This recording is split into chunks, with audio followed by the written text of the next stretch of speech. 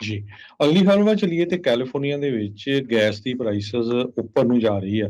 ਅਨਲੀਟਰਡ gas ਦੀ price ਬੇ ਏਰੀਏ 'ਚ $6.55 ਦੇ ਉੱਤੇ ਪਹੁੰਚ ਗਈ ਹੈਗੀ ਆ, ਜਿਹੜਾ ਕਿ ਬਹੁਤ ਜ਼ਿਆਦਾ ਮਹਿੰਗੀ ਆ ਤੇ ਲੋਕਾਂ ਦੀ ਇਸ ਟਾਈਮ ਦੇ ਉੱਤੇ ਬੱਸ ਹੋਈ ਪਈ ਹੈਗੀ ਆ। ਜੋ ਪ੍ਰੀਮੀਅਮ ਗੈਸ ਹੈਗੀ ਆ ਉਹ $6 ਤੇ 90 ਸੈਂਟ ਦੇ ਲਾਗੇ-ਛਾਗੇ ਪਹੁੰਚ ਚੁੱਕੀ ਹੈਗੀ ਆ। ਸੋ ਪ੍ਰਾਈਸਿਸ ਗੈਸ ਦੀਆਂ ਬਹੁਤ ਹਾਈ ਆ ਤੇ ਲੱਗਦਾ ਹੈ ਵੀ ਆਉਣ ਵਾਲੇ ਸਮੇਂ ਦੇ ਵਿੱਚ ਵੀ ਬਹੁਤ ਜ਼ਿਆਦਾ ਹਾਈ ਹੋਣਗੀਆਂ। ਯਾਦ ਹੋਣਾ ਕੁਛ ਵੀਕ ਪਹਿਲਾਂ, ਮਹੀਨਾ ਕੁ ਪਹਿਲਾਂ ਯੂਐਸ ਦਾ ਇੱਕ ਆਰਮੀ ਦਾ ਪ੍ਰਾਈਵੇਟ ਆ, ਨਾਰਥ ਕੋਰੀਆ ਨੂੰ ਟੱਪ ਕੇ ਜਿਹੜਾ ਚਲਾ ਗਿਆ ਸੀਗਾ। ਹੁਣ ਉਸ ਨੂੰ ਵਾਪਸ ਲੈ ਆਂਦਾ ਗਿਆ ਆ। ਅੱਜ ਨੈਸ਼ਨਲ ਸਿਕਿਉਰਿਟੀ ਐਡਵਾਈਜ਼ਰ ਜੇਕ ਸੁਲਿਵਨ ਨੇ ਕਿਹਾ ਵੀ ਜਿਹੜਾ ਟ੍ਰੈਵਿਸ ਕਿੰਗ ਨਾਂ ਦਾ ਯੂਐਸ ਆਰਮੀ ਪ੍ਰਾਈਵੇਟ ਆ, ਉਹ ਹੁਣ ਯੂਐਸ ਦੀ ਜਿਹੜੀ ਕਸਟਡੀ 'ਚ ਆ। ਇਹ ਨਾਰਥ ਕੋਰੀਆ ਦੇ ਵਿੱਚ ਵੜ ਗਿਆ ਸੀ। ਉੱਥੇ ਜਾ ਕੇ ਇਹ ਦਾਅਵਾ ਕੀਤਾ ਗਿਆ ਵੀ ਇਹਨੇ ਕਿਹਾ ਵੀ ਇੱਥੇ ਰੇਸ਼ੀਅਲ ਡਿਸਕ੍ਰਿਮੀਨੇਸ਼ਨ ਮੈਨੂੰ ਆਰਮੀ ਵਿੱਚ ਵੀ ਫੇਸ ਕਰਨੀ ਪਈ ਹੈ, ਜਿਸ ਕਰਕੇ ਉਹ ਨਾਰਥ ਕੋਰੀਆ 'ਚ ਜਾ ਰਿਹਾ ਹੈਗਾ ਆ।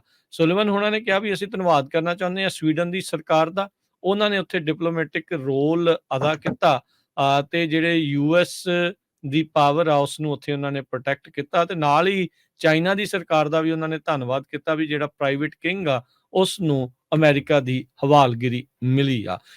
23 ਸਾਲਾਂ ਦਾ ਕੈਵਲਰੀ ਦਾ ਸਕਾਊਟ ਸੀਗਾ, ਇਹ ਡਿਫੈਕਟ ਕਰ ਗਿਆ ਸੀਗਾ ਨਾਰਥ ਕੋਰੀਆ ਦੇ ਵਿੱਚ ਜਦ ਜੁਆਇੰਟ ਸਿਕਿਉਰਿਟੀ ਏਰੀਆ ਦਾ ਗਾਈਡਡ ਟੂਰ ਚੱਲ ਰਿਹਾ ਸੀਗਾ। ਸੋ ਇਹ ਹੁਣ ਚੀਜ਼ ਵਾਪਰੀ ਆ ਇੱਥੇ। ਇਸ ਪ੍ਰਾਈਵੇਟ ਦੀ ਮਾਂ ਨੇ ਧੰਨਵਾਦ ਕੀਤਾ ਯੂਐਸ ਦਾ। ਉਹਨੇ ਕਿਹਾ ਵੀ ਸ਼ੁਕਰ ਆ ਇਹ ਅਮਰੀਕਾ ਦੇ ਹੱਥਾਂ ਦੇ ਵਿੱਚ ਪਹੁੰਚ ਗਿਆ ਆ, ਮੈਂ ਨਹੀਂ ਸੀ ਚਾਹੁੰਦੀ ਵੀ ਇਹ ਨਾਰਥ ਕੋਰੀਆ ਦੇ ਵਿੱਚ ਹੀ ਫਸਿਆ ਰਹਿੰਦਾ।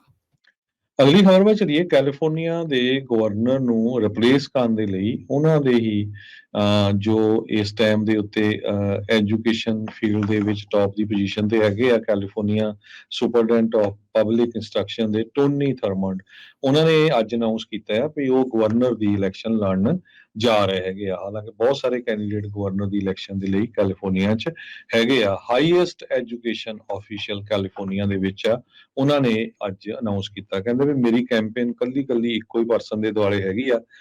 ਸਾਡੀ ਸਟੇਟ ਬਹੁਤ ਬੁਰੀ ਤਰ੍ਹਾਂ ਸਟਰਗਲ ਕਰ ਰਹੀ ਆ ਤੇ ਕੈਲੀਫੋਰਨੀਆ ਉੱਦਾਂ ਦੀ ਜਗ੍ਹਾ ਚਾਹੀਦੀ ਆ ਜਿੱਥੇ ਹਰ ਇੱਕ ਬੰਦਾ ਸਕਸੀਡ ਹੋਵੇ।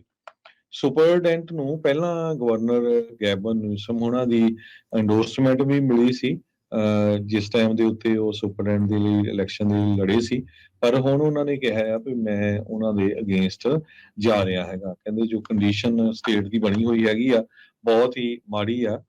ਕਈ ਜਗ੍ਹਾ ਦੇ ਉੱਤੇ ਤਾਂ ਜੇ ਆਪਣੇ ਬੱਚਿਆਂ ਨੂੰ ਵੀ ਛੱਡਣ ਜਾਣਾ ਪੈਂਦਾ ਆ, ਕਹਿੰਦੇ ਵੀ ਦੇਖਣਾ ਪੈਂਦਾ ਆਲੇ ਦੁਆਲੇ ਵੀ ਕੋਈ ਹੋਮਲੈਸ ਜਾਂ ਕੋਈ ਹੋਰ ਕ੍ਰਿਮੀਨਲ ਤਾਂ ਨਹੀਂ।